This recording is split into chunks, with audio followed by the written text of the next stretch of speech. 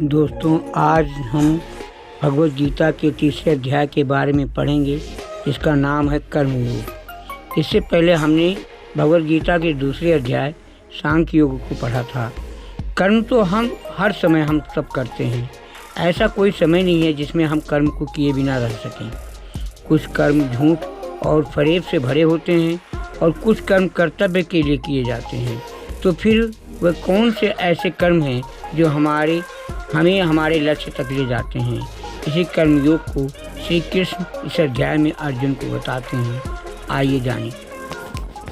अर्जुन उवाच जायसी चेत कर्मस्ते मता बुद्धिर्जनार्दन तत् किं कर्मणि घोरे मां नियोजयसि केशव। अर्जुन पूछते हैं, हे जनार्दन, यदि आपको कर्म के मुकाबले ज्ञान बेहतर लगता है तो फिर हे केशव, मुझे भयंकर कर्म में क्यों लगाते हैं? श्री कृष्ण ज्ञान को कर्म से अच्छा बताते हैं।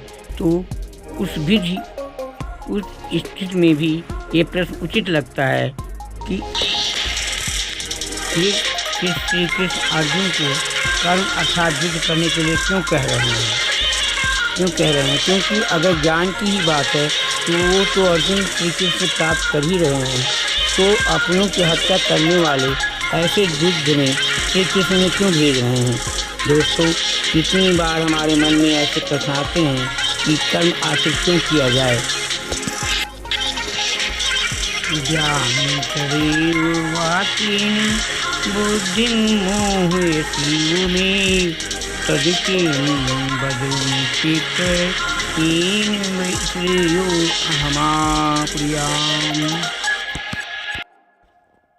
श्री कृष्ण की बात सुनकर अर्जुन की बुद्धि मोहित हो रही थी। समझने की जगह वे और भी ज़्यादा उलझते जा रहे थे। इसलिए अर्जुन श्री कृष्ण से पूछते हैं कि एक बात बताइए प्रभु, जिससे मेरी उलझन दूर हो सके।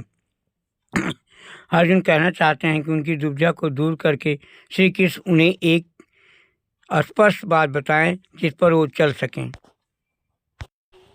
श्री कृष्ण ने अर्जुन को जो बातें बताई हैं वह जटिल और गहरी हैं। ऊपर से देखकर ऐसा लगता है कि ये सब ज्ञात की बातें हैं। इन बातों पर चलें तो चलें कैसे? और यही दुविधा अर्जुन की भी है और श्री कृष्ण उत्तर दे रहे हैं।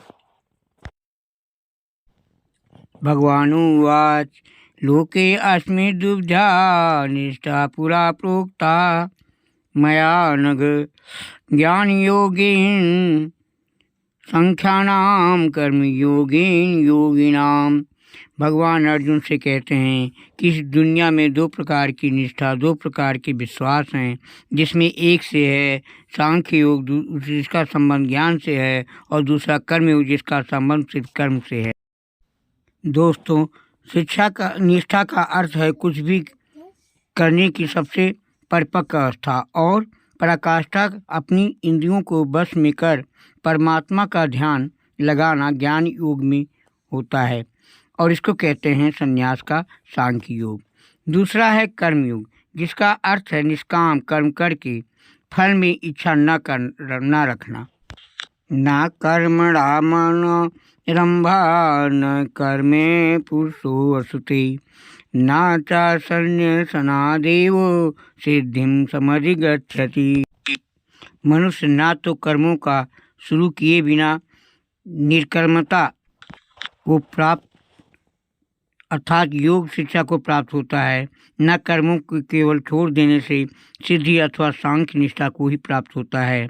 दोस्तों, ऐसा नहीं है आप कर्म करें ही ना और खुद को सन्यासी कहें, ऐसे तो दुनिया चल ही नहीं सकती। अपने कर्तव्यों को छोड़ यदि आप सन्यासी बन जाते हैं और आप समझते हैं कि आपको मोक्ष प्राप्त हो जाएगी, ऐसा संभव नहीं है। श्री कृष्ण कहते हैं ऐसा नहीं हो सकता कि आप कर्मों को त्याग दें और खुद को कर्मयोगी कहें। कर्म को न करने से या फिर उसे सदा के लिए त्याग देने से कुछ भी हासिल नहीं होगा। नाहि कच्चित् क्षणमपि जातु तिष्ठति कर्मकृत् काम कार्यते द्वावसा कर्म सर्वा प्रकृत जय गुणैः। ऐसा हो ही नहीं सकता कि मनुष्य किसी भी काल में क्षणमात्र भी बिना कर्म किए रह जाए। हमारी दुनिया ऐसी है कि हम चाहे या न चाहें कर्म तो हमें करना ही पड़ेगा। दोस्तों से एक चीज़ कहते हैं, कर्म ना करना भी कर्म करना ही है। जिस तरह से हम इस दुनिया में, जिस तरह से प्रकृति ने हमें बनाया है, उसका गुण यही है कि हम हर कर्म करें। प्रकृति में कभी भी कुछ भी रुकता नहीं है। सांसें चलती हैं, समय चलता है, जीवन का चक्र चलता रहता है, और जब तक जीवन रहेगा तो कर्म रहेगा। इसलिए आवश्यक है कर्म को समझा जाए और उसे किया जाए। कर्मेन्द्रियाणि संयम्य च आस्ते मनसा स्मरन् इंद्रियार्थानि मूढात्मा मिथ्याचारा स उच्यते। दोस्तों, भगवान ने ढूंढी मनुष्यों के बारे में कहा है कि जो सिर्फ दिखाने के लिए अपनी इंद्रियों को ऊपर से रोककर परंतु अंतर्गमन में हमेशा उन्हीं के बारे में सोचता है, वो मिथ्याचारी और अर्थात ढोंगी कहा जाता है, जो कि झूठा और घमंडी, यानी झूठा और घमंडी। उदाहरण के लिए यदि कोई वस्तु खाना खाने में से मना कर दे लेकिन अंदर ही उसकी अंदर खाने के बारे में सोचता रहे तो किस तरह का उपवास हुआ, इसे बताने हुआ। कितने ही साधु सन्यासी आपको मिलेंगे जो कहते हैं कि उन्होंने दुनिया को त्याग दिया है, कर्म को त्याग दिया, परंतु अगर उनके मन में अभी भी इस दुनिया के लिए इच्छा है तो श्री कृष्ण उन्हें झूठा और पाखंडी कहते हैं। इंद्रियाणि मनसा निमया रवति अर्जुन कर्मेन्द्रिये कर्मयोग मत्सक्ता च विशेषते। हे अर्जुन, जो पुरुष सच्चे मन से इंद्रियों को बस में करके उनके बिना लगाव लगाए कर्म करता है, वही कर्मयोग का पालन करता है और वही श्रेष्ठ है। श्री कृष्ण एक तरह से चेतावनी दे रहे हैं कि इंद्रियों को तो बस में करना ही है, लेकिन मन का उन इंद्रियों से किसी भी तरीके से लगाव नहीं होना चाहिए और उसे ही कर्मयोग माना जाएगा। जब इंद्रियां बस में होती हैं तो आप कुछ भी करने में संभव होते हैं। किसी भी तरह की बाधा आपको कर्म करने से नहीं रोक सकती है। और अगर आप इंद्रियों के बस में हैं तो फिर ये स्वादिष्ट खाने की खुशबू ही क्यों ना हो, कोई रूप सीनारी क्यों ना हो, आसपास का शोर क्यों ही ना हो, हर बाधा आपको आपका कर्म करने से रोकेगी। नीतम कुर कर्म तम कर्म जायो हिर कर्मणा शरीर यात्रा चाहते न प्रसिद्ध वेद कर्मणा।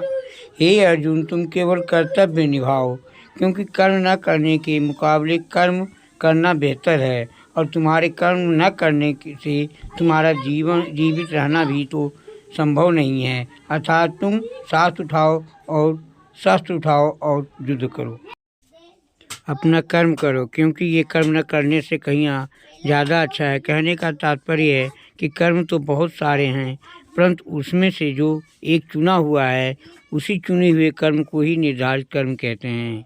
अपनी मर्जी से अगर आप कर्म चुन लोगे तो उसे निर्धारित नहीं माना जाएगा। आपको अपना कर्तव्य समझकर अपना कार्य चुनना होगा, अथवा जो कर्म आपको मिला है उसे अपना कर्तव्य समझकर निर्धारित निभाना होगा। यज्ञार्थात् कर्मणो अन्यंत लोको अयम कर्म बंधना तदर्थ कर्म कंते ये मुक्त संगा समाचर। इस श्लोक में श्री कृष्ण पूरे समाज की भलाई वाले कर्म को समझा रहे हैं।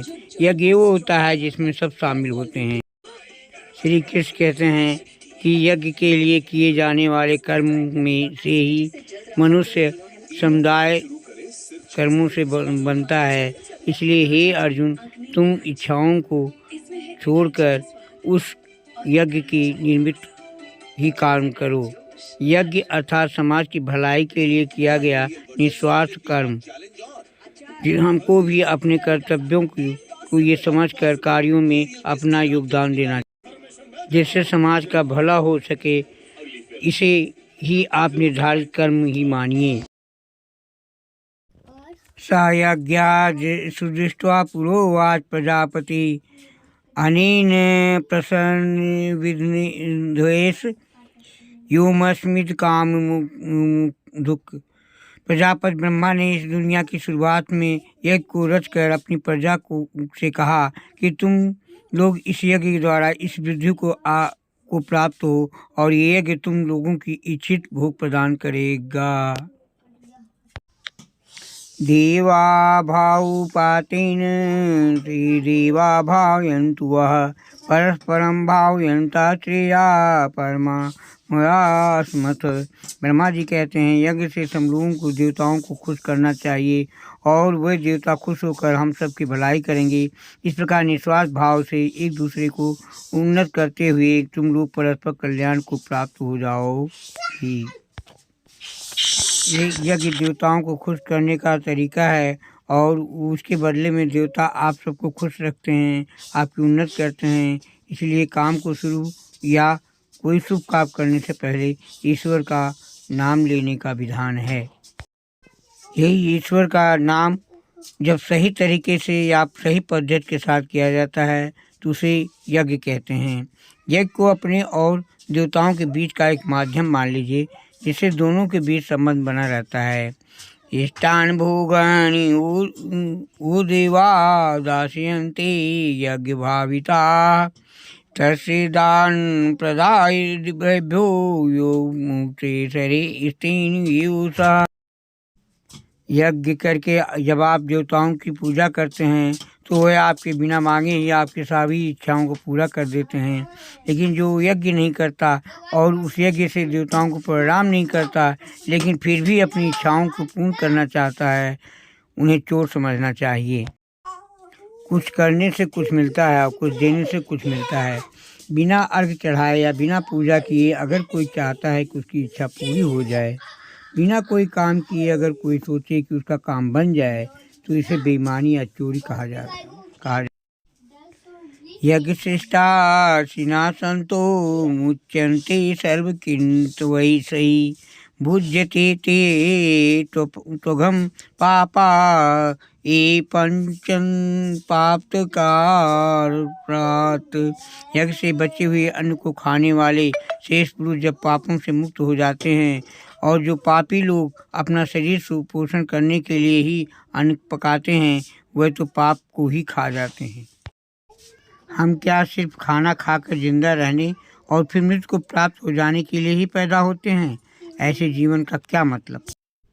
अन्याधमन्ति भूतानि प्रज्ञान संभवा यज्ञादवती प्रजन्यो यज्ञा कर्म समुद्भवा कर्म ब्रह्मोद्भवं सिद्धि ब्रह्माक्षर समुद्भवम् तस्मात् सर्वगत ब्रह्म नित्य यज्ञे प्रतिष्ठितम्।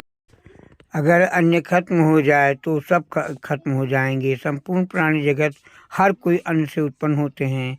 अन्न की उत्पत्ति वर्षा से होती है और वर्षा यज्ञ से होती है और यज्ञ कर्मों से होते हैं और कर्मों की उत्पत्ति वेदों से। हमारी संस्कृति का सारा ज्ञान वेदों से ही तो आया है। कर्म क्या है इसकी परिभाषा भी वेद से आई है और वेद परम पिता परमात्मा से उत्पन्न हुए हैं। एवं परिवर्तितं चक्रं नानुवर्तयतीह अघायुरिन्द्र पारमो मोघम पार्थ सजीवती। श्री कृष्ण कह रहे हैं कि हे पार्थ, जो पुरुष परंपरा से नहीं चलता, जो शिष्ट और प्रकृति नियमों के अनुसार नहीं चलता, अर्थात जो अपने कर्तव्यों का पालन नहीं करता, वो इंद्रियों के द्वारा भोगों में रमण करने वाला पापयुक्त पुरुष व्यर्थ ही जीता है। ऐसा इंसान सिर्फ इंद्रियों में बस रहकर ही जिंदा रहता है, जीता है और मृत्यु को प्राप्त हो जाता है। उसके जीवन मृत्यु का चक्कर चलता ही रहता है। ऐसे इंसान के जीने और मरने का कोई मतलब नहीं है। वेदों में और ग्रंथों में ज्ञान और नियम बनाए हैं, उनका मतलब है कि और उस मतलब के अनुसार हमें अपना जीवन जीना चाहिए। सत्वात्मरतिरेव स्यादात्मृत्युप्तस्य मानवा आत्मनि ये च संतुष्टस्य कार्यम न विद्यते। श्री कृष्ण कहते हैं कि जो मनुष्य आत्मा में ही रमण करने वाला, आत्मा में तृप्त और संतुष्ट हो, उसके लिए कोई कर्तव्य नहीं। आत्मा का अर्थ यहाँ सबसे बड़ा सत्य है, और जो सत्य को समझता है, सत्य में ही खुश होकर ही रहता है, उसके लिए वही कोई कर्तव्य नहीं।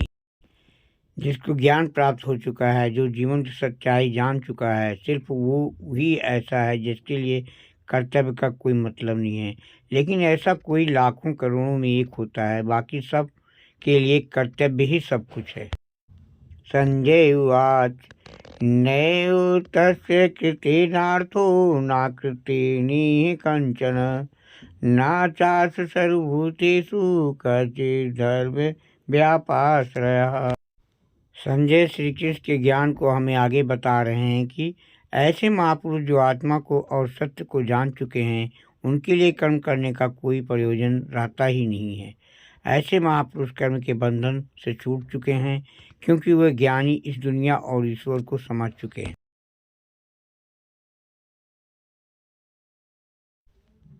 इनके स्वार्थ से कोई मतलब नहीं रहता है, इसलिए वे महापुरुष हमारे जैसे लोगों से बिल्कुल अलग हैं। इन पर वे नियम लागू नहीं होते हैं जो हमारे जैसे दुनियादारी में लगे हुए लोगों के में लागू होते हैं।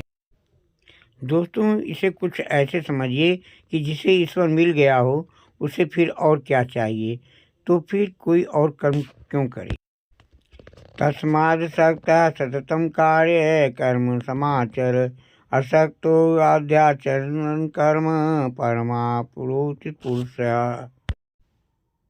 हे अर्जुन, इसलिए तुम अपनी आसक्ति और अपनी इच्छा को छोड़कर हमेशा अपने कर्तव्य कर्म को ठीक तरीके से करते रहो। अपनी कामनाओं को छोड़कर सिर्फ और सिर्फ अपने कर्तव्य को पूरा करने में लग जाओ, क्योंकि आसक्ति से या लगाव से छूटकर जो भी अपना कर्म करता है, वो मनुष्य परमात्मा को प्राप्त हो जाता है।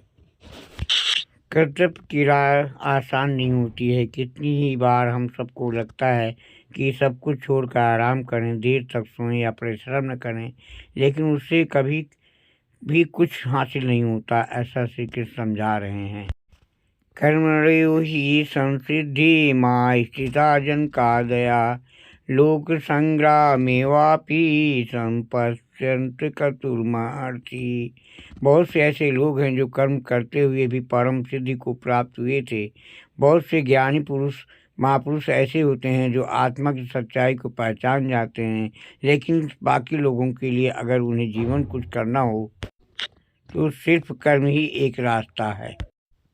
अगर आप चाहते हैं कि हमारे जीवन का कोई मतलब हो, जन्म लेना, जिंदा रहना और फिर मृत्यु को प्राप्त हो जाना, इस बेकार जीवन से बचकर अगर आप कुछ करना चाहते हैं, तो आसक्ति से या लगाव से बचकर हमें अपना कर्म करना चाहिए और अपने कर्तव्य को पूरा करना चाहिए। यद्यदाचरति श्रेष्ठस्य उत्र देवेतरो जनः या सा यत् प्रमाणं कुरुते लोकस्तदनुवर्तते। श्रेष्ठ पुरुष हमेशा आगे चलता है और बाकी लोग उसके पीछे पीछे चलते हैं। इसलिए आपको ये फैसला करना है कि आप आगे आगे चलने वाले हैं या पीछे। श्री कृष्ण कहते हैं कि श्रेष्ठ पुरुष जो जो आचरण करता है, अन्य पुरुष भी वैसा वैसा ही आचरण करते हैं, और वो जो कुछ प्रमाण कर देता है, समस्त मनुष्य समुदाय उसी के अनुसार बरतने लग जाता है। कहने का अर्थ यह है कि हमारे आदर्श होते हैं, हम उन्हीं का अनुसरण करते हैं। किसी भी क्षेत्र में ऐसे लोग होते हैं जो उसमें सर्वश्रेष्ठ होते हैं और पूरी दुनिया उन्हीं के जैसा करने की कोशिश करती रहती है। आदर्श एक होता है और उसके अनुसरण करने वाले बहुत सारे होते हैं। नामे पार्थास्ति कर्तव्यम त्रिषु लोकेषु किंचन नानुवाप्तं व्याप्तव्यम वर्त यूहीन कर्मणि। श्री कृष्ण कहते हैं कि हे अर्जुन, मेरा इन तीन लोकों में कुछ भी कर्तव्य नहीं है और ना ही ऐसी कोई वस्तु जिसे मैं प्राप्त नहीं कर सकता, तो भी मैं कर्म में ही बरतता हूँ। दोस्तों, श्री कृष्ण से बड़ा कौन आदर्श हो सकता है, लेकिन वह भी कर्म करते हैं, वह भी कर्म करते हुए अपने कर्तव्य का निर्वाह करते हैं। श्री कृष्ण ने महाभारत में भाग लेने से मना नहीं किया। उनकी नारायणी सेना कौरवों के साथ थी, लेकिन वे खुद अर्जुन व पांडवों के साथ। जब श्री कृष्ण अपना कर्म करके अपने कर्तव्यों को पूरा कर रहे हैं, तो हम कौन होते हैं और हम अपना कर्म क्यों न करें। यदि हार्यम न वर्तेयम जातु कर्मणे तंत्रिता मम वर्तानुवर्तन्ते मनुष्या पार्थ सर्वसा। श्री कृष्ण कहते हैं कि हे पार्थ, अगर मैं कर्मों को करने में सावधानी न बरतूं तो बड़ा नष्ट हो जाएगा। हर श्री कृष्ण का अनुसरण करता है, और अगर आदर्श या भगवान ही कुछ नहीं करेंगे तो मनुष्य तो सब कुछ करना ही छोड़ देंगे। जो सबसे बड़ा होता है वो सब श्रेष्ठ होता है, सब उनका अनुसरण करते हैं। और अगर श्री कृष्ण से सोचते कि मैं तो भगवान हूँ और मैं कर्म नहीं करूँगा, तो उन्हें किसी और को ज्ञान देने का क्या अधिकार रह जाएगा। ईश्वर होते हुए भी उन्होंने अपने हर कर्म का पालन किया, कर्म से कभी भी पीछे नहीं हटे। उनके पदचिन्हों से में ही हमें चलना है और सबसे बनने की कोशिश करनी है। यदि उत्सीदे युर्मे लोका न कुर्या कर्म चेदहम शंकरस्य च कर्ता श्यामुपहन्यामि माः प्रजाः। श्री कृष्ण कहते हैं कि यदि मैं कर्म न करूं तो ये सब मनुष्य सब नष्ट हो जाएं, और संकरता करने वाला होऊंगा तथा मेरी वजह से सारी प्रजा नष्ट हो जाएगी। अगर श्री कृष्ण कर्म नहीं करेंगे तो दोस्तों दुनिया खत्म हो जाएगी। ये दुनिया उन्हीं की तो लीला है, गाना है, खेल है, और जिससे ये खेल रचा है वही अपने कर्म नहीं करेगा तो दुनिया में क्या बचेगा। चाहे वो ईश्वर हो या साधारण मनुष्य, नियम तो सब पर लागू होते हैं। अगर कर्म का नियम है तो ये श्री कृष्ण को भी करना पड़ेगा और हमें भी। सक्ता कर्मण विद्यांसो यथा कुर्वन्ति भारत कुर्यादि अस्तथा सक्त सृष्टि श्लोक संग्रहम। हे भारत, जिसमें समझ नहीं होती न वे कर्म में आसक्त होकर कार्य करते हैं। विद्वानों और समझदारों को बिना न्याय के कार्य करना चाहिए, तथा यज्ञ करने से हम ज्ञानी हो जाते हैं। कर्म को यही सही विधि से करने से क्या हम ज्ञानी हो जाते हैं? नहीं, ऐसा नहीं है। हमें कर्म करना चाहिए, उसमें आसक्त या लगाव नहीं करना है, और ऐसा करना आसान नहीं है। न बुद्धिभेदम जन्येद ज्ञानाम कर्म संगिनाम जोष्येत सर्वकर्माणि विद्यानुक्ता समाचरण। जो ज्ञानी है उन्हें ईश्वर की सच्चाई की ज्ञात हो गई है। उनकी ये जिम्मेदारी बन जाती है कि उनके कार्य करने के तरीके से किसी दूसरे के मन में कर्म को लेकर श्रद्धा, अपमान ये सब पैदा न हो जाए। आप किसी ज्ञानी को देख कर ये सोच सकते हैं कि वह कुछ करते ही नहीं तो मैं भी ना करूं। इसलिए वे उन महापुरुषों ज्ञानियों के लिए ज़रूरी है कि वे ऐसे लोगों के सामने ऐसे उदाहरण रखें जिससे हर कोई अपना कर्म और अपना कर्तव्य करने के लिए प्रेरित हो। दोस्तों, यदि किसी साधु को देखकर सब लोग अपना परिवार छोड़कर सन्यासी बन जाएंगे तो दुनिया नहीं चल पाएगी। प्रकृतये क्रियमाणानि गुणैः कर्माणि सर्वशः अहंकार विमूढ़ात्मा कर्तव्यमिति मन्यते। हर व्यक्ति की अपनी एक प्रकृति होती है और अपनी उस प्रकृति के अनुसार ही वो कर्म करता है। हर कर्म उस प्रकृति के गुण के हिसाब से ही होता है। जिसके अंदर घमंड भरा होता है वही सोचता है कि मैं ही करता हूँ, अर्थात करने वाला मैं ही हूँ। ऐसा सोचने वाले को अज्ञानी कहा गया है। आप जो भी कार्य करते हैं उस कार्य को करवाने वाली आपकी प्रकृति होती है और उसके गुण होते हैं। कि कितनी बार ऐसा होता होगा कि गुस्से में आप कुछ ऐसा कर जाते हैं जो आप नहीं करना चाहते, तो आपका क्रोध आपसे करवा देता है। सोचिए और समझने की कोशिश करिए कि आपकी प्रकृति। तत्वित्तु महाबाहो गुण कर्म विभागयो गुणागुणेषु वर्तन्त इति मत्वा न सज्जते। यहाँ पर श्री कृष्ण अपने बहुत ही गहरी बात कही है। सात्विक, राजसिक और तामसिक 3 तरह की प्रवृत्तियाँ होती हैं। फिर उनके गुण विभाग और कर्म विभाग होते हैं। उन्हीं गुणों की वजह से आप कर्म, जैसे अगर तामसिक गुण हो रहेगा तो आप आलस या नींद या फिर इसी तरह से बुरे कर्म करेंगे। राजसिक गुण वाला हर बात में बहादुरी और शौर्य दिखाएगा, और जो होते हैं वो जानते हैं कि यही गुण उनके कर्म करवा रहे हैं। और जैसे ज़्यादातर लोग तो ज्ञानी नहीं होते, वह समझते हैं सब कुछ वही कर्म कर रहे हैं। प्रकृति गुण समूढ़ा सज्जन्ते गुण कर्मसु ज्ञान कृतस्न विदो मंदा कृतस्न भिन्न विचालेति।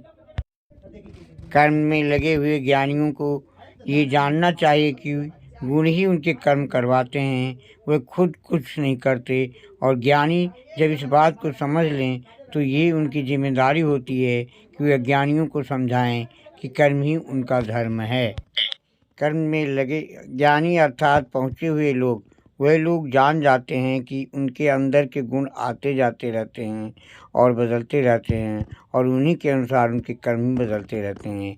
इसलिए वे उन कर्मों को करने वाला खुद को कभी नहीं मानते हैं। वह सब कार्य करते हैं और बाकी सब ईश्वर की को सौंप देते हैं, और हमें भी कार्य करके बाकी सब ईश्वर पर छोड़ देना चाहिए। मैं सर्वाणि कर्माणि संन्यस्याध्यात्म तीर्थता निराशी निर्मयो भूता युम्यस्य विगत तज्जरा। श्री कृष्ण अर्जुन से कहते हैं कि तुम मुझ अंतर्यामी परमात्मा में अपने सारे कर्मों को अर्पण कर दो। आशा को छोड़, ममता को छोड़, दुख को दूर करके युद्ध करो। दोस्तों, अपने सारे कर्मों को हमें भगवान को सौंप देना चाहिए। कोई आशा नहीं, कोई ममता नहीं, कोई दुख नहीं, कुछ भाव नहीं होना चाहिए। तुम जाओ और बस युद्ध करो। इसी को आप सफलता का सार समझना चाहिए। ये मतमिदं नित्यमनुतिष्ठन्ति मानवा श्रद्धावन्तो अनुसूयन्तो मुच्यन्ते ते अपि कर्मभिः। जीवन का लक्ष्य मोक्ष प्राप्त करना है। जीवन अमृत के चक्कर में बचना, निष्काम कर्म का अगला कदम वही होगा। श्री कृष्ण यही कहते हैं कि जो मनुष्य दोष दृष्टि से रहित और श्रद्धा एक होकर युक्त होकर मेरे इस मत का सदा ही अनुसरण करेगा, वो सारे कर्मों के बंधन से छूट जाएगा। जो भी कोई सुख दुख और मोह माया को छोड़ अपने कर्मों को मुझ में अर्पण करता है और कर्मों को सच्चे मन से करता है, वो कर्म के सारे बंधनों से छूट जाता है। और कर्म के बंधन से छूटने का अर्थ है जन्म मृत्यु के चक्कर से बचना। ये तो ये द्रव्य सूयंतो नानुतिष्ठन्ति मे मतम् सर्वज्ञान विमूढ़ास्ता विधि नष्टान्तेजसा। श्री कृष्ण कहते हैं कई लोग घमंड करके खुद को एक बहुत बड़ा समझते हैं। उन्हें लगता है कि यही सब करते हैं, सब कुछ वही करते हैं। उन्हें नहीं लगता है कि उन्हें अपना कर्म भगवान को अर्पण करना चाहिए। ऐसे लोग अपने झूठे ज्ञान में ही मस्त रहते हैं। श्री कृष्ण उन्हें मूर्ख समझते बताते हुए उनसे दूर रहने की सलाह दे रहे हैं।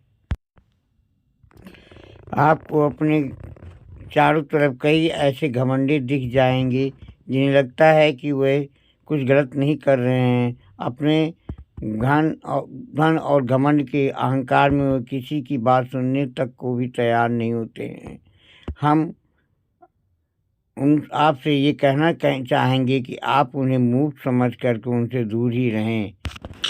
सदृश्यं ते स्वस्या प्रकृति ज्ञानर्वाणे अपि प्रकृतिं यान्ति भूतानि निग्रह किं करिष्यति।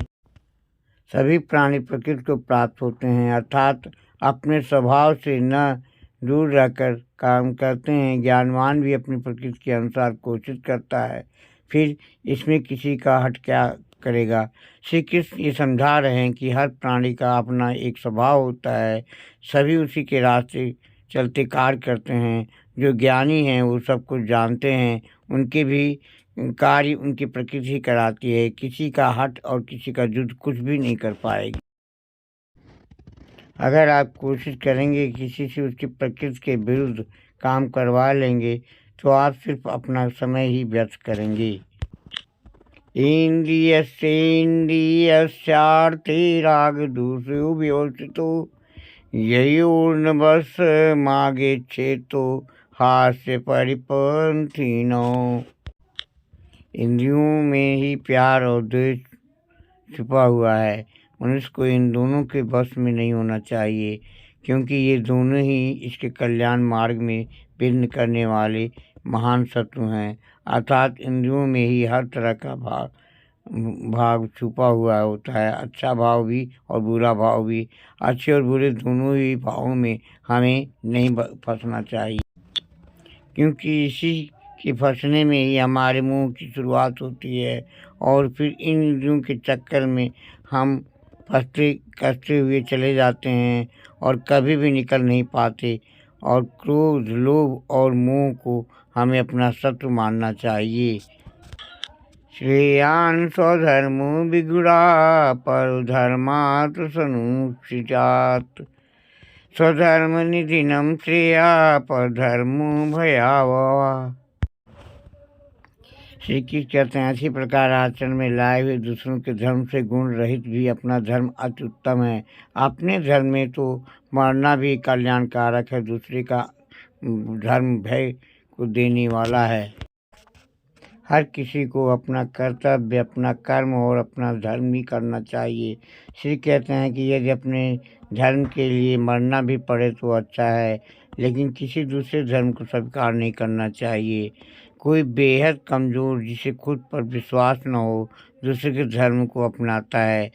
जिसने थोड़ा सा भी आत्मसम्मान होता है, वो कभी भी दूसरे धर्म को नहीं अपनाता।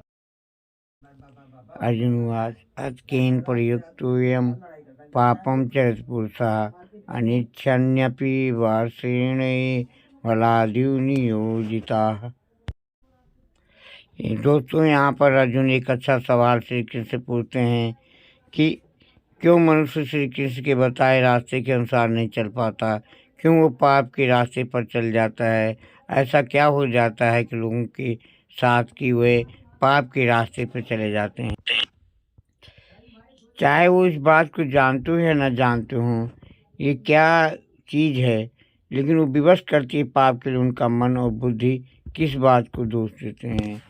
श्री भगवान वाच काम योम क्रोधम च रजो गुणम समद्वाः महासनो महापामा विद्धि में बलिरम। श्री भगवान कहते हैं कि रजोगुण से उत्पन्न होता है काम, और काम में से निकलता है क्रोध अर्थात गुस्सा। काम या क्रोध कभी रुकता नहीं है अर्जुन, बस बढ़ता ही रहता है। इसको अपना सबसे बड़ा शत्रु मानना चाहिए। श्री कृष्ण बताते हैं कि पापी आखिर पाप किस कारण करता है, किसके पाप करने की वजह क्या होती है। वजह है रजोगुण। इसी के कारण काम, क्रोध, रोग, दोष जैसे भाव उत्पन्न होते हैं, जो कि पाप की वजह होते हैं। इन्हीं दोषों को श्री के सत्य बताते हैं। इन भावों के मन में आते ही आपको समझ जाना चाहिए कि आपका शत्रु हावी हो रहा है और आपको उसे रोकने की जरूरत है। दुर्विनाशीते बदते दादर्शी भलेन वा यथो त्वेनावृतो गर्भो यथा तेनेदमावृतम। जिस प्रकार कुएं से आग और धूल से दर्पण ढका रहता है, जिस प्रकार जहर से गर्भ ढका रहता है, वैसे ही उस काम द्वारा हमारा ये ज्ञान ढका रहता है। राख जलती रहती है और उसके धुएं में आग बुझ छुपी रहती है। शीशे में अगर धूल हो तो चेहरा साफ नहीं दिखता, उसी प्रकार ये वो जो काम क्रोध जैसे विकार जो कमियां हैं वो हमारे अंदर मौजूद ज्ञान को छुपा के रखती हैं। सब कुछ हमारे अंदर है, बाहर कुछ भी नहीं है। ये कमियां हमारे अंदर के ज्ञान को छुपाकर पूरी तरह से हमें पाप करने में विवश और उत्साहित करती हैं। इसलिए श्री कृष्ण उन्हें शत्रु बताते हैं। आवृतम ज्ञान में तेन ज्ञानिनो नित्य वैरिया काम रूपेण कौन्तेय दुष्परिणाम तेन च। हे अर्जुन, ये ऐसी आग है जो कभी बुझती ही नहीं है। इस आग का मतलब काम है और इसी से काम मनुष्य का ज्ञान ढका हुआ है। भोगों से कभी कोई तृप्त नहीं हुआ है। पैसा अगर कमाया है तो और कमाना है, खाना अगर खाया है तो और खाना है। भोगों का कोई अंत नहीं होता, बल्कि ये भोग मनुष्य का अंत करके ही मानते हैं। अगर आग को ईंधन मिलता रहे तो वो आग कभी बुझती नहीं है। अगर आप इन भोगों को आप बढ़ाते हैं तो आप भी ईंधन ही डाल रहे हैं। काम, क्रोध, मद और लोभ, इन सब को नियंत्रण में रखना ही इस आग को बुझाने का काम रास्ता है। इंद्राणी मनोबुद्धि रस्मा धिच्छा मनुष्यते एते विमोहयते शेष ज्ञानमावित्यधीनम। श्री कृष्ण अर्जुन को समझा रहे हैं कि इंद्रियां, मन, बुद्धि में सबके घर कहे जाते हैं। ये काम इन मन, बुद्धि और इंद्रियों द्वारा ही ज्ञान को ढक के जीवात्मा को मोहित करता है। तस्मात् त्वमिन्द्रियारादौ नियम्य भरतवर्षभ पाप्यमानं प्रजस्हीनं ज्ञान विज्ञान नाशनम। हे अर्जुन, तुम पहले इंद्रियों को संयमित करो। इस ज्ञान और विज्ञान का नाश करने वाले महापापी काम को कुछ भी करके बलपूर्वक मार दो। श्री कृष्ण अर्जुन को सलाह देते हैं कि इसके पहले कि वह काम, क्रोध जैसे शत्रु तुम पर कब्जा कर ले, तुम अपनी इंद्रियों को बस में, मन में करके अपने काम, क्रोध को मार दो। और वे काम, क्रोध ही हैं जो हमारे अंदर ज्ञान को खत्म कर उसमें शंका करते हैं और हमें रास्ते से भटकाते हैं। कितनी बार आपको लगता होगा कि काम करते हुए सो जाएं, बस आपको अपनी इंद्रियों को बस में करना होता है। इंद्राणि परा पयाहुरीन्द्रियेभ्यः परं मनः मनस्तु परा बुद्ध्यां बुद्धि परतस्तु सः। श्री कृष्ण कहते हैं, अपनी बात को समझाते हुए कह रहे हैं कि अर्जुन, इस प्रकार बुद्धि को बेहतर अर्थात सूक्ष्म, बलवान और शेष आत्मा को मानव बुद्धि से अपने मन में बस करो। हे महाबाहो, इस कामरूप दुर्जन शत्रु को मार डालो। दोस्तों, ये गहरी बात है, इस बात को ध्यान में रखिएगा। अभी तक सबसे बड़ी है बुद्धि, बुद्धि से बड़ी आत्मा है और इसी आत्मा को समझाने का सारा खेल है।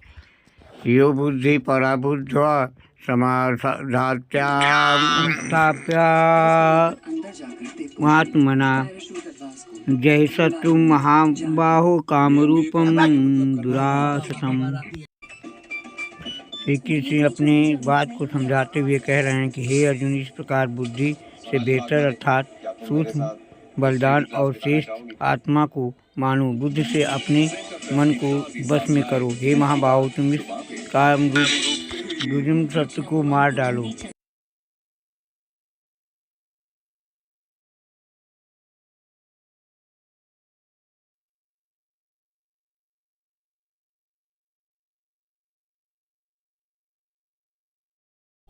कृपया चैनल को सब्सक्राइब करें और बेल घंटी को। श्री भगवद गीता अध्याय 3 कर्मयोग। अब अगला वीडियो में इसका महत्व और लाभ बतलाऊंगा।